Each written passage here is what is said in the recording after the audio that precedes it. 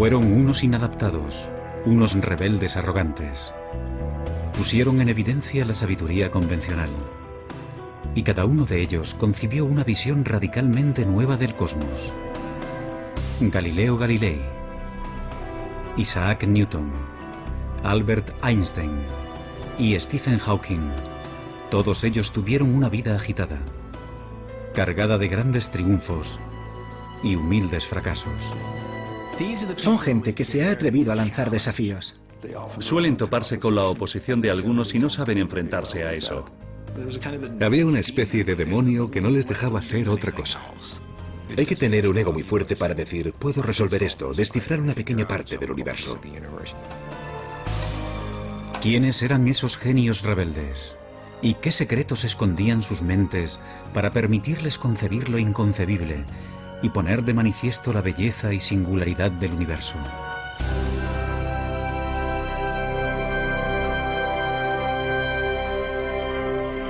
Mentes brillantes. Los secretos del cosmos. En la Europa del siglo XVI existe una certeza que las generaciones posteriores no podrán más que envidiar. Todo el mundo sabe que la Tierra es el centro del universo. Pero esa visión tan alentadora de nuestro mundo se está empezando a resquebrajar. Y uno de los principales causantes de ello es el autoproclamado genio Galileo Galilei. Galileo era un hombre engreído que tenía su carácter. Esa clase de persona que tiene amigos muy íntimos y muchos enemigos. Tenía un ingenio muy agudo, una mente privilegiada, y eso le permitió examinar algunos de los misterios más recónditos del universo. Ese científico ambicioso, demasiado seguro de sí mismo, le dará un vuelco al mundo, aunque pagará un precio muy alto por ello.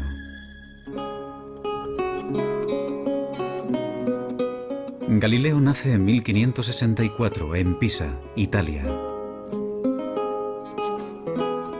Su padre, laudista, es bien conocido por rechazar las convenciones para crear una nueva forma de armonía musical.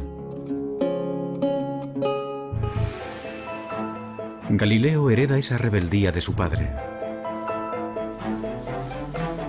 A los 25 años se convierte en profesor de matemáticas de la Universidad de Pisa. Pero cada vez se muestra más insolente con sus colegas, que todavía instruyen en las teorías científicas del filósofo griego Aristóteles, casi 2000 años después de su muerte.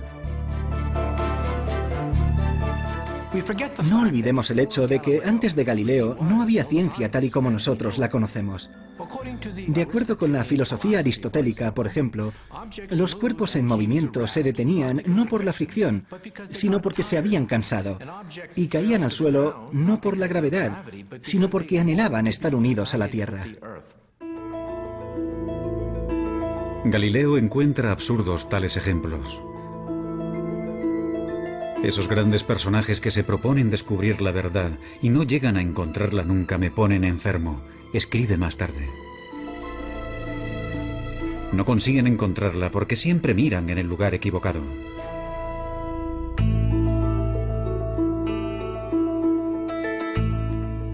Galileo está a punto de frustrar una creencia milenaria. La intuición le dice que los cuerpos no se mueven por deseos, sino por leyes matemáticas que subyacen al movimiento. Y da un paso más allá que resulta impensable. Intenta descubrirlas por medio de experimentos, algo que poca gente había hecho antes. Comienza estudiando la caída de los cuerpos. A continuación, el físico Stephen Hawking. Galileo afirma que unas observaciones sencillas, como dejar caer unos pesos desde determinadas alturas, demuestran que las cosas no funcionan como habían dicho los antiguos griegos. Mucha gente debía de haberse dado cuenta de ello, pero habían llevado a cabo observaciones imperfectas.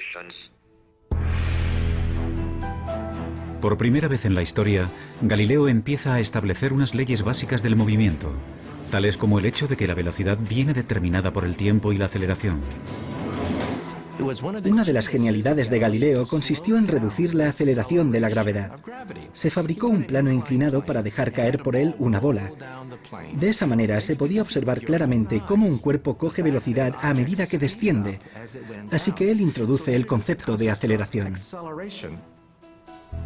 A nosotros nos parece muy obvio y lógico, pero supuso un avance matemático clave, entender el movimiento en esos términos. Por ser el primero en utilizar experimentos, más tarde Albert Einstein lo llamaría el padre de la física moderna. Galileo abrirá el camino que después seguirán Newton y Einstein.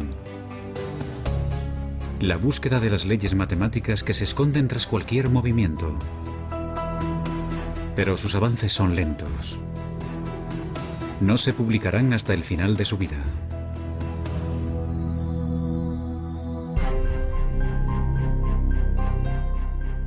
A los 45 años, Galileo continúa siendo un matemático mal pagado. Pero la ambición y la arrogancia le catapultan pronto a la fama y también a su perdición.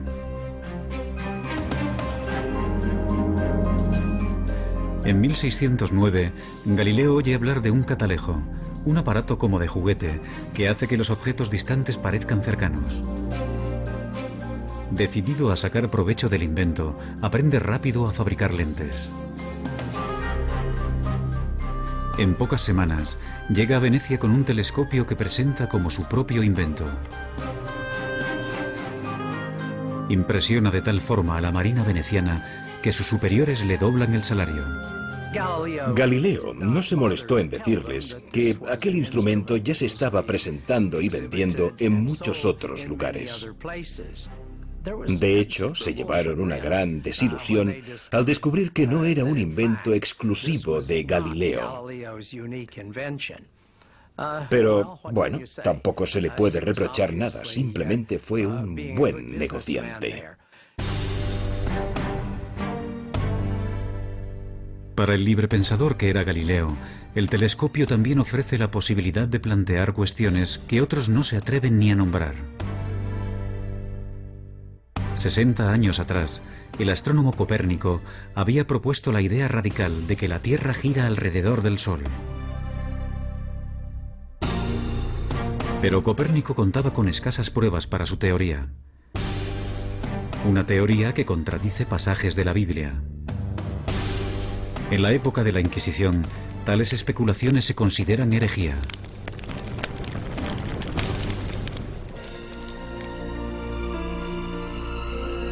No obstante, Galileo no se detiene. Será el primer astrónomo que observará el cielo con un telescopio. Y ve el universo como nunca antes se había visto. Se siente fascinado por el hecho de que el telescopio pueda abrir mundos totalmente nuevos.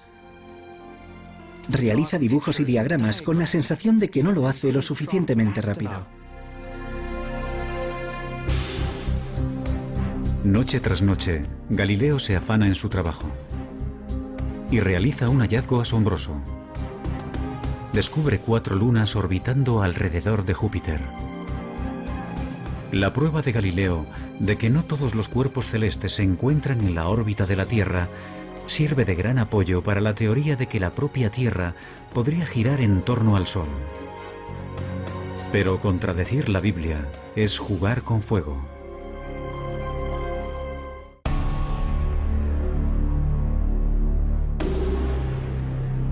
Galileo se muestra impaciente ante aquellos que ponen en duda sus nuevas teorías. Él ha visto el universo de una manera nueva, con sus propios ojos. ¿Cómo puedo hacer esto sin que suponga una pérdida de tiempo?, escribe, cuando esos peripatéticos a los que hay que convencer se muestran incapaces de seguir el más simple y fácil de los argumentos. Galileo utilizaba su ingenio mordaz para atacar a la gente, y eso no le proporcionó muchos amigos. En 1615, a los 51 años, Galileo acude a Roma para exponer su caso. Y puede que ese fuera su mayor error. La Iglesia le ordena dejar de dar lecciones sobre que la Tierra gira alrededor del Sol. Pero Galileo vuelve a tentar a la suerte. 9 años más tarde, solicita que vuelvan a escuchar su caso. Esta vez, el nuevo papa es un íntimo amigo. Y Galileo consigue un permiso para escribir un libro. Siguiendo su costumbre de desdeñar a los oponentes, Galileo escribe un diálogo en el que personajes vagamente disfrazados ofrecen argumentos a favor y en contra de su teoría. En sus libros está muy claro quién es el listo, quién es el que hace el papel de Galileo, mientras que los aristotélicos se presentan como los tontos. En 1633, la Inquisición ordena arrestar a Galileo. La Iglesia le acusa de herejía. Pero quizás la verdadera razón por la que enjuician a Galileo es que ha ido demasiado lejos en sus esfuerzos por persuadir. En su diálogo, ha puesto el argumento favorito del Papa en boca de un personaje ridículo. Gente cercana al Papa le advirtió de que en su libro Galileo había intentado que pareciera un estúpido. Y perseguir sistemáticamente a Galileo y mantenerle en arresto domiciliario para el resto de su vida fue una decisión personal del mismo Papa. En realidad no fue idea de la Iglesia, fue una decisión personal del Papa por una profunda ira hacia un amigo. Galileo espera un simple acuerdo. En lugar de eso, le amenazan con torturarlo. Rendido ante lo inevitable, se arrodilla y se retracta.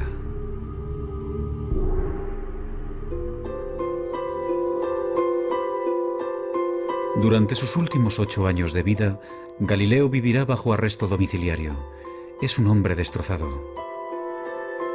Su defensa de que la Tierra gira alrededor del Sol le hará eminentemente famoso. Pero para los científicos que le suceden, su mayor logro es otro.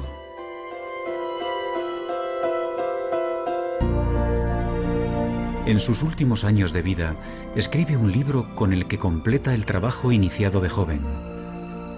En él, demuestra que es posible utilizar las matemáticas para analizar el movimiento.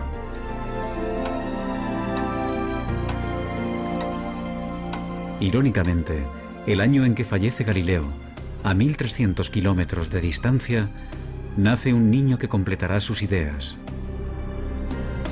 También será uno de los científicos más extraños de todos los tiempos.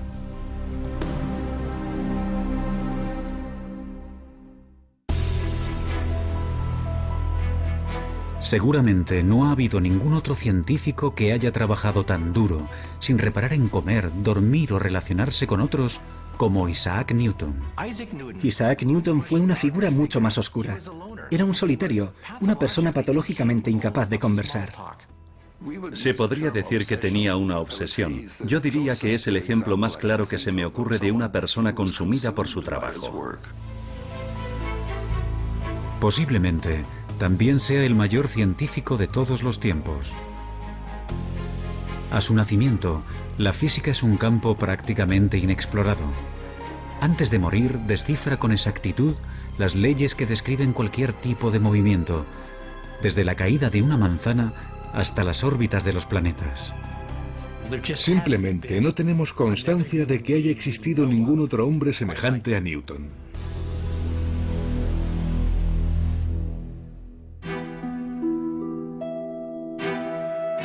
En 1642, Isaac Newton nace en un pueblo remoto de Inglaterra. La suya será una infancia desdichada. Su padre muere antes de su nacimiento, y con tan solo 3 años, su madre lo envía a vivir con una abuela severa y puritana.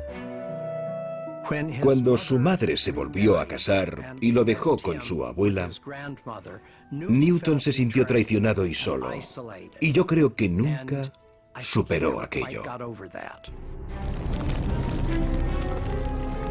Más tarde escribirá que, entre sus pecados de la infancia, se incluye amenazar con quemar a su madre y a su padrastro en la casa de estos.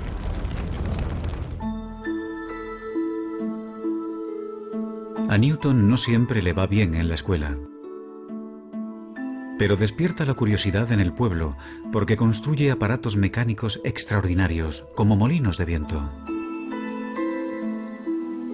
Un maestro de la escuela convence a su madre para que lo envíe a la universidad.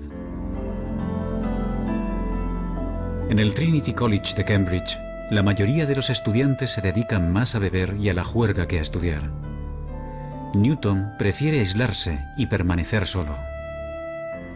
A su alrededor había un montón de gente que no tenía ni el más mínimo interés por los libros, gente que procedía de familias acomodadas.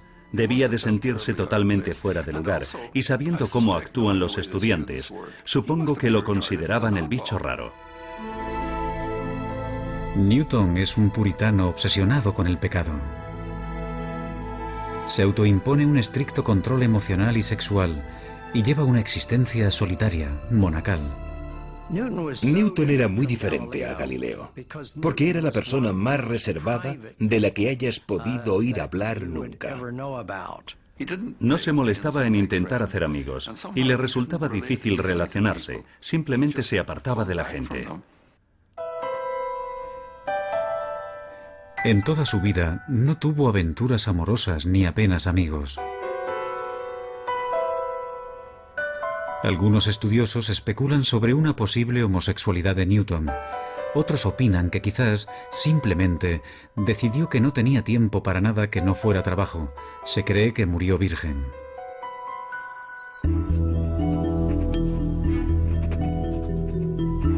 En la facultad, Newton dedica toda su pasión a los estudios.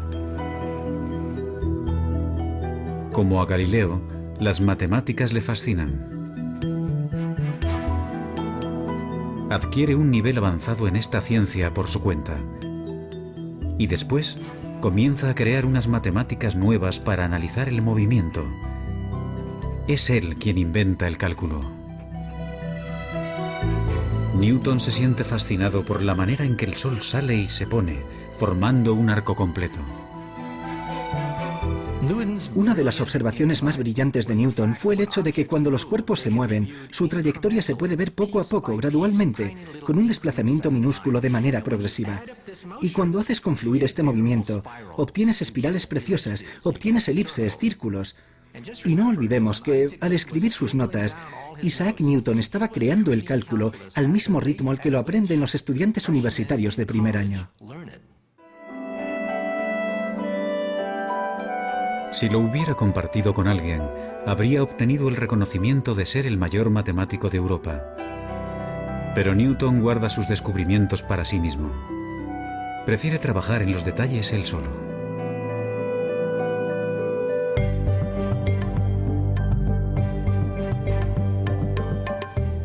Algunos años después, a los 24 años, Newton está viviendo en casa de su madre.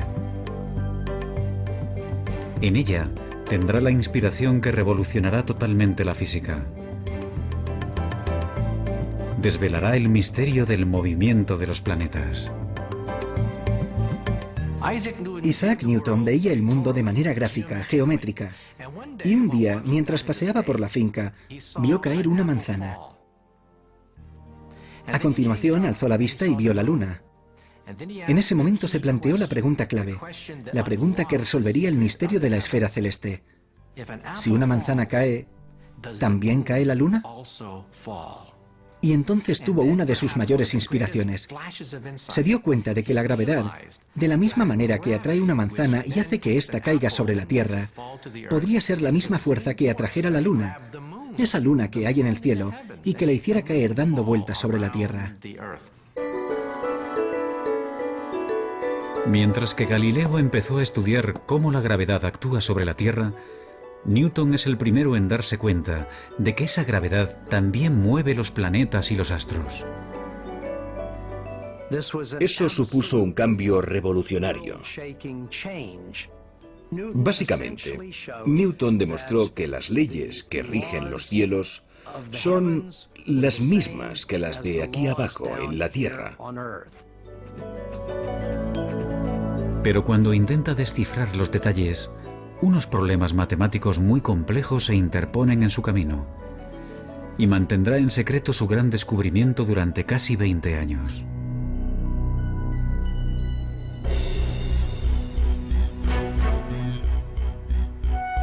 Pronto Newton se convierte en profesor de matemáticas en la Universidad de Cambridge. Sus responsabilidades docentes son reducidas y pasa las 24 horas del día investigando en el campo de las matemáticas y la física. Sus colegas no tardan en reparar en su genialidad, así como en su extraña y esquiva naturaleza. En 1672, gracias al invento de un nuevo telescopio, Newton es admitido en la Royal Society, la asociación inglesa de los científicos más destacados. Halagado, permite que publiquen un artículo brillante sobre óptica. No obstante, cuando el gran físico Robert Hooke, equivocado, pone en duda su teoría, Newton entra en cólera y amenaza con abandonar la asociación. Su reacción ante las críticas es casi siempre explicar cuidadosamente por qué lo que acaba de decir la otra persona es una completa estupidez. Tenía una personalidad extremadamente frágil. Como ha dicho uno de sus biógrafos, o mandaba o se enfadaba. Y pasaba mucho tiempo enfadado. Algunos historiadores especulan sobre si el carácter vengativo de Newton, su extremada susceptibilidad a la crítica y su trabajo obsesivo pudieran ser síntomas de una enfermedad mental como un trastorno maníaco-depresivo. Nunca lo sabremos. Si realmente padece una enfermedad mental, no lo detiene en su trabajo.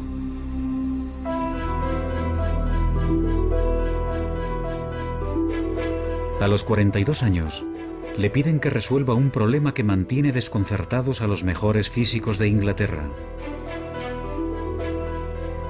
¿Cómo describir matemáticamente la órbita de los planetas alrededor del Sol?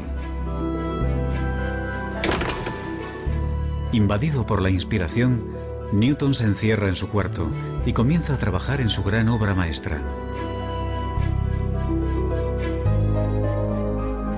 Como a Galileo, le guía una fuerte intuición. Ahora se dispone a descifrar matemáticamente las leyes de la gravedad, una tarea que había iniciado en años anteriores. Durante casi 2 años, no se comunica apenas con nadie. El único ejercicio que realiza es pasearse por la habitación. Dormía muy poco y se pasaba 18, 20 horas al día trabajando. Se saltaba las comidas. Solo escribía. Tenía el poder de sentarse en la silla y no distraerse, concentrarse, obsesionarse con un problema durante años, sin parar, hasta que lo resolvía. Al final, Newton reaparece con una obra maestra que transformará el mundo, Los Principia. Puesto que es un simplista inquebrantable, Newton se centra en los fundamentos básicos. Desvela cómo la masa interactúa con la fuerza, la inercia y la aceleración.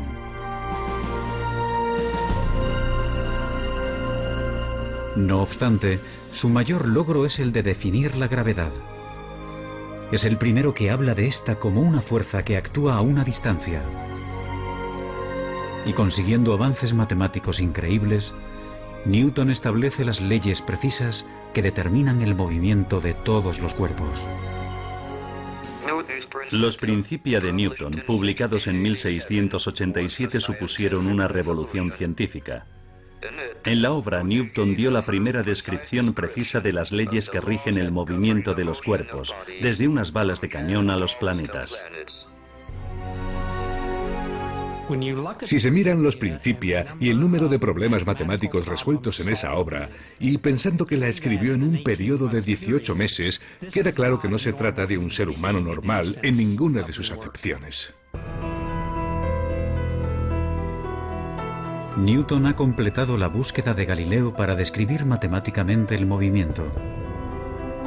No obstante, 200 años después, otro rebelde arrogante descubrirá que a velocidades muy altas las leyes de Newton no se cumplen y que el universo es más extraño de lo que nunca nadie había imaginado.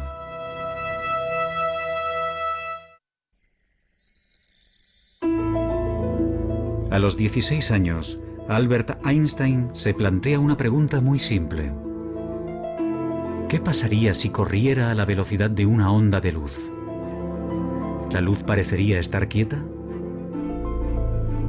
Cuando vuelve a centrar su atención en esa imagen, menos de 10 años después, revoluciona nuestra concepción del espacio-tiempo. Le encantaba imaginar mundos que no existían.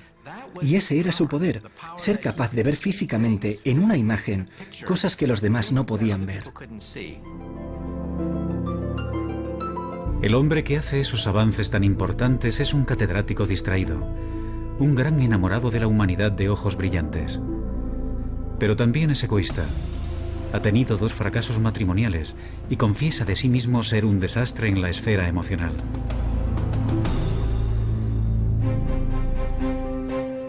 Albert Einstein nace en 1879, en el sur de Alemania, en el seno de una familia judía de clase media. De niño, es callado e introvertido. Sus padres empezaron a pensar que quizás era retrasado, porque tardó mucho en empezar a hablar. Pero simplemente, según parece, estaba muy ocupado pensando. De pequeño, le fascinan los rompecabezas y los juegos, y muestra una perseverancia notable.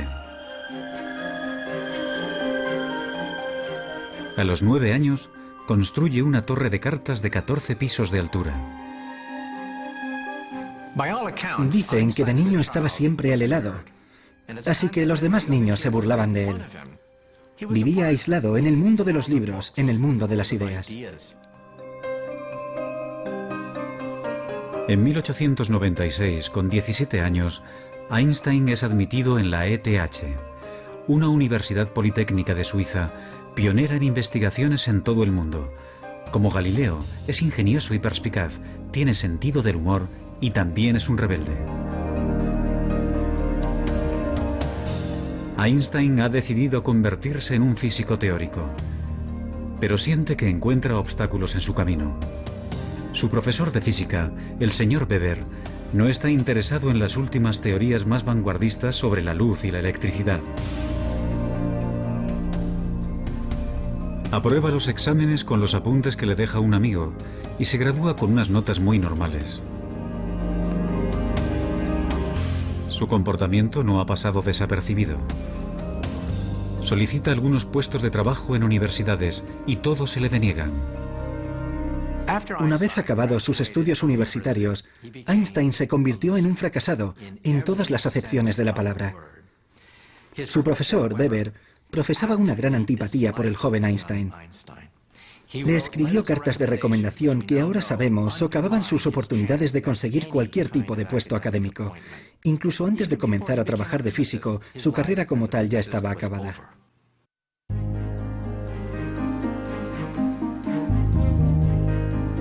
Dos años después de abandonar la universidad, Einstein encuentra por fin un trabajo como empleado en una oficina suiza de patentes. El puesto no tiene nada que ver con la física teórica, pero ese trabajo, aparentemente sin porvenir, será su salvación. En Berna se establece como oficinista y a los 23 años de edad lleva una vida burguesa. Contrae matrimonio con Mileva Marik, una compañera de la universidad. Afortunadamente, el trabajo no exige demasiado esfuerzo y le permite dedicar tiempo a analizar cuestiones vanguardistas sobre física, tales como la naturaleza de la luz. Otros ya habrían tirado la toalla y habrían abandonado la idea de una carrera como físicos. Parece como si se tratara de alguien que estaba poseído por un demonio intelectual que no le permitía hacer otra cosa.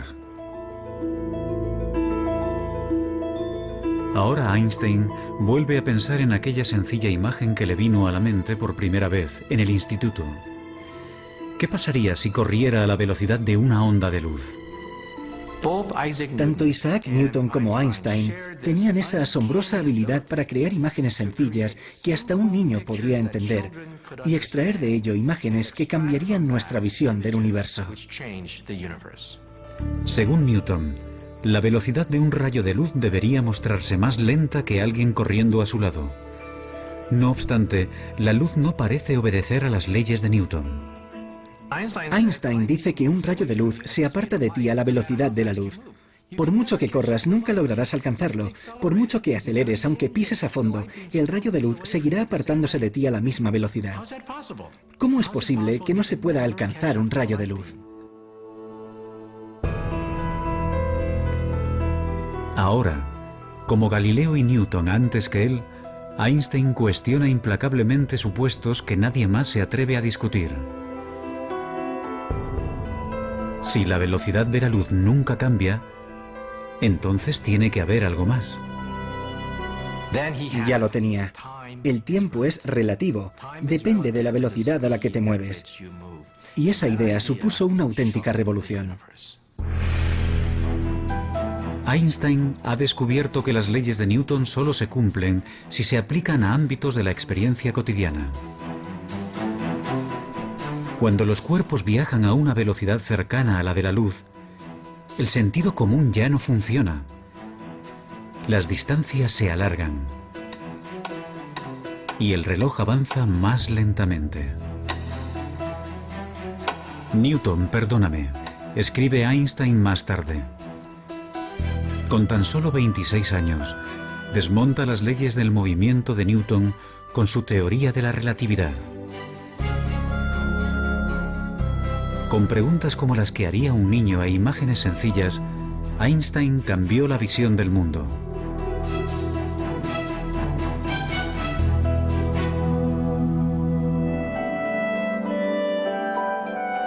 En 1907, Einstein aborda nuevos retos científicos. Pero unas cartas recién publicadas revelan un lado personal poco conocido.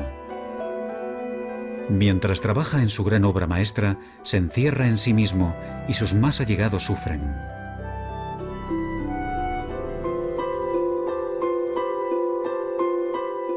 La mujer de Einstein, Mileva, también fue una estudiante de física que soñaba con sus propios logros científicos. Pero ahora, mientras que Einstein da clases y colabora con otros científicos, Mileva apenas lo ve. Teme estar perdiendo tanto a su marido como su sueño.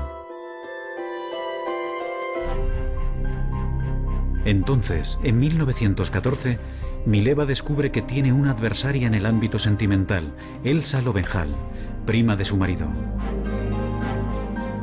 El matrimonio de Einstein está roto. Me encantaría tomarme una cerveza con Einstein, pero no le presentaría a mi hermana. Es como si las normas no le afectaran necesariamente.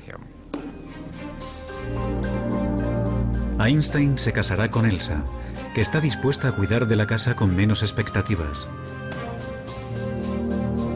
El científico ha renunciado al amor en el matrimonio. La ciencia está por encima de todo.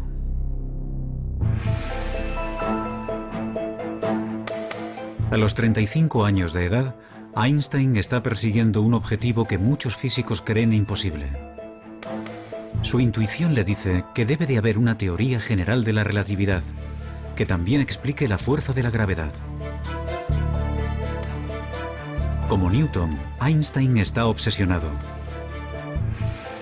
Pasa años inmerso en unas matemáticas de una complejidad tremenda. Inseguro de si va por el camino correcto o es una empresa descabellada. Se pasaba años dándole vueltas sin parar a un problema. Se aferraba a él casi como a un perro que no suelta su hueso. Cuando estaba trabajando en la relatividad general, estuvo a punto de padecer una depresión nerviosa. Estaba tan concentrado que llegó a perder una enorme cantidad de peso. Porque no comía, se concentraba en los problemas de la misma manera que lo hacía Isaac Newton.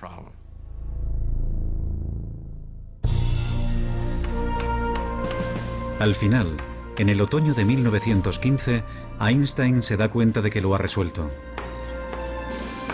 Su nueva visión es tan extraña que incluso a los físicos les costará entenderla. Demuestra matemáticamente que la masa y la energía curvan el espacio-tiempo. Un cuerpo inmenso como el Sol deforma tanto el espacio-tiempo que un planeta cercano se mueve a su alrededor con una trayectoria curva.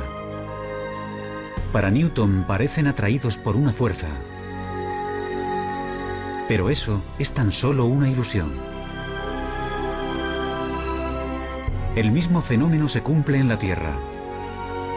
Los cuerpos, que parecen atraídos por una fuerza gravitatoria, en realidad están viajando por un espacio-tiempo deformado.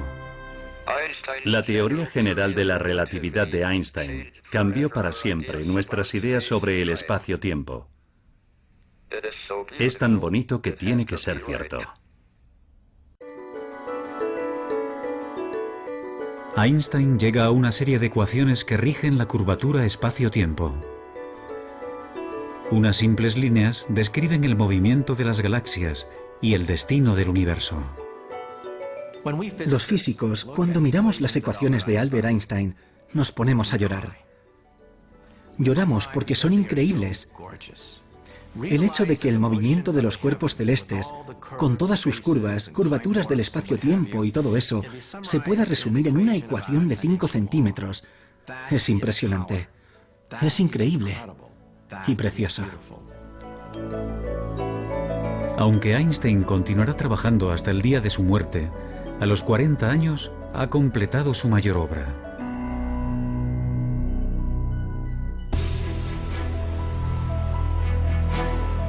Galileo aplicó las matemáticas al movimiento. Newton perfeccionó esas leyes en el ámbito de la experiencia cotidiana. Pero la búsqueda de Einstein de una teoría más compleja reveló leyes que rigen todo el universo. Actualmente, otro rebelde brillante está intentando encontrar una teoría aún más amplia, una teoría que lo incluya todo.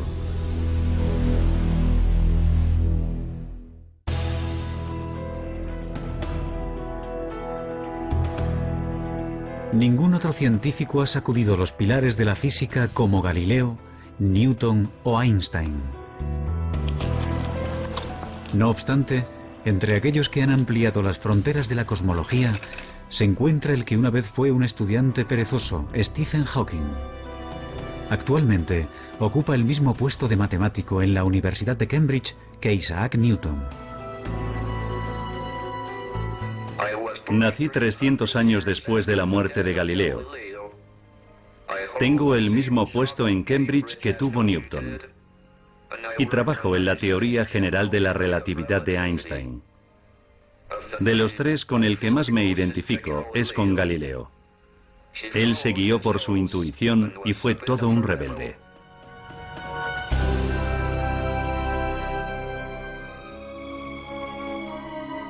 Stephen Hawking nace en 1942 en Oxford, Inglaterra.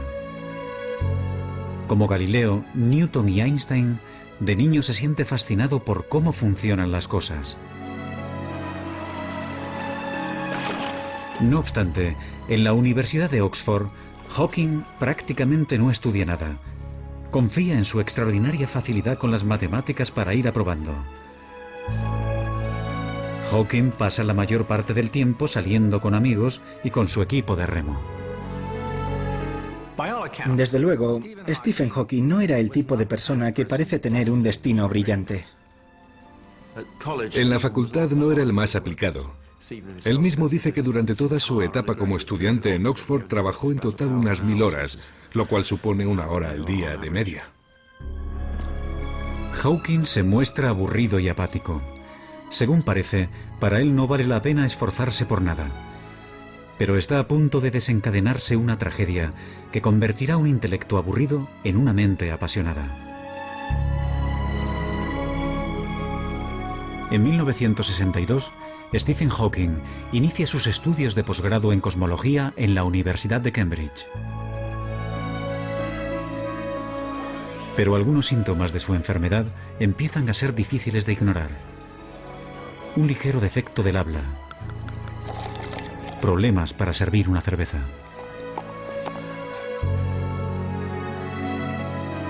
Los médicos le dicen que tiene ELA, esclerosis lateral amiotrófica, comúnmente denominada enfermedad de Lou Gehrig. Las regiones del cerebro que controlan el movimiento se le están atrofiando.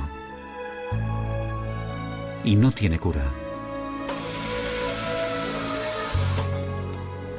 El estudiante de 20 años sabe que su cuerpo sufrirá una parálisis.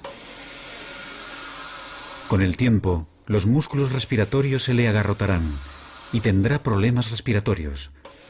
Los médicos le pronostican tan solo 2 años de vida. Hawking cae en una profunda depresión. Cuando le diagnosticaron la enfermedad, Stephen no esperaba vivir más de 1 año o 2. No parecía que valiera la pena ni acabar el doctorado. Pero inexplicablemente, la enfermedad progresa más lentamente de lo que habían predicho. Conoce a Jane Wilde, la mujer que se convertirá en su esposa, y encuentra un propósito en la vida. Soñé que me iban a ejecutar, escribe. De repente me di cuenta de que había muchas cosas que valía la pena hacer si me concedían un aplazamiento.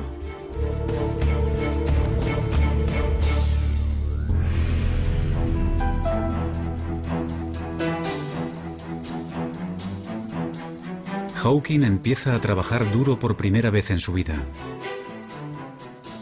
Y para su sorpresa, se da cuenta de que le gusta. A principios de los 70, Stephen Hawking es un reputado cosmólogo. Está postrado en una silla de ruedas. No obstante, se muestra obstinado. Nada le impedirá llevar una vida normal. Tiene hijos y trabaja intensamente. Y está a punto de realizar un gran descubrimiento que desarrollará la teoría de Einstein en una dirección inesperada.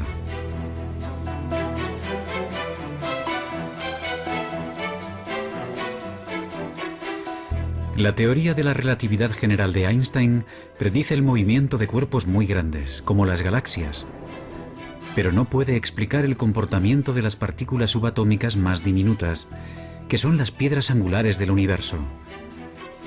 Su movimiento solo lo predice otra teoría, llamada mecánica cuántica.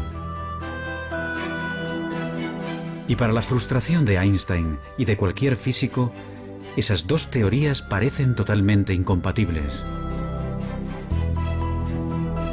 Pero Hawking tiene la fuerza suficiente para abordar lo imposible. Cuando Stephen Hawking estaba realizando su trabajo pionero, había 2 bandos opuestos que se odiaban. Nunca hablaban entre ellos. Por una parte estaba el bando de los conservadores más acérrimos, los que mantienen la llama de Albert Einstein ardiendo con fuerza. En el otro bando estaban los teóricos cuánticos. Estos se ocupaban del mundo de las partículas subatómicas, centenares, miles de ellas.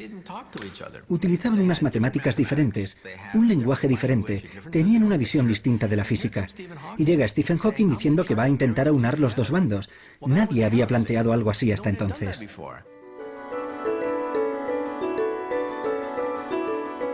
Hawking se pregunta, ¿qué pasaría si miráramos un agujero negro, un cuerpo inmenso, pero nos fijáramos en sus partículas más diminutas? Hawking, como Einstein, es extremadamente perspicaz. Tiene una intuición increíble para plantearse las preguntas clave y hacerlo del modo más adecuado. Los agujeros negros constituyen la predicción más extraña y radical de la teoría de la gravedad de Einstein.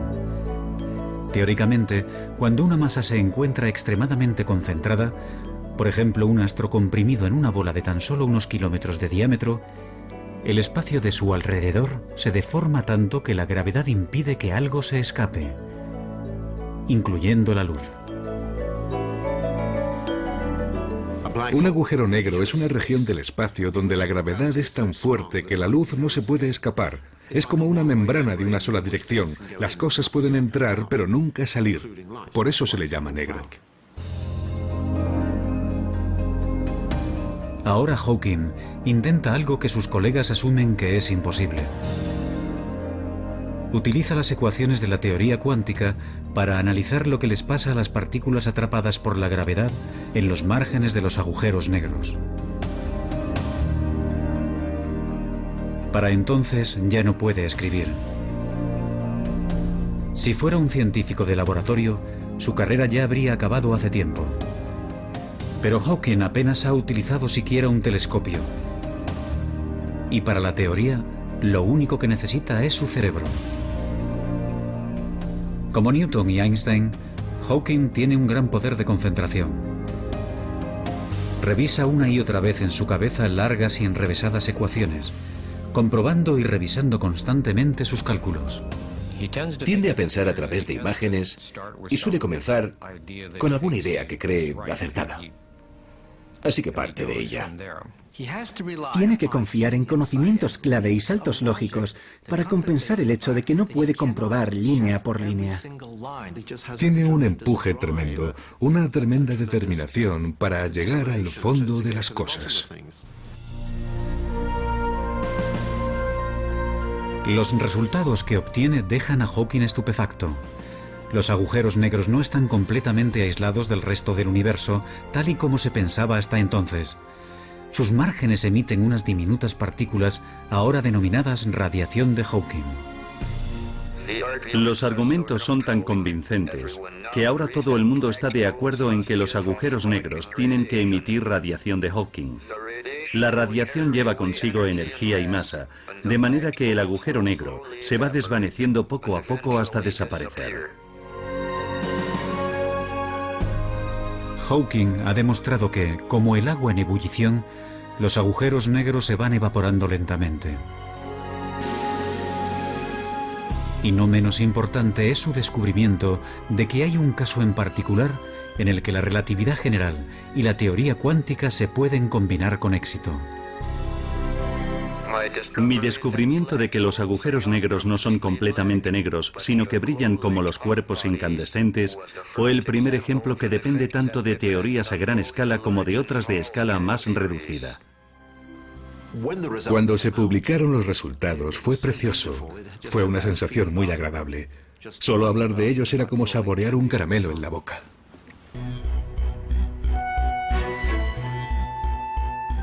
Encontrar una teoría de todo, una teoría que llegue más al fondo de la cuestión, que unifique las ecuaciones de Einstein con la mecánica cuántica, es ahora el santo grial de la física. Eso explicaría el origen del universo. Y Hawking ha creado nuevas esperanzas de que el rompecabezas definitivo se pueda resolver. El descubrimiento que hace Hawking sobre la radiación de los agujeros negros ha sido una pieza importante del rompecabezas, aunque todavía no sepamos cómo es el definitivo.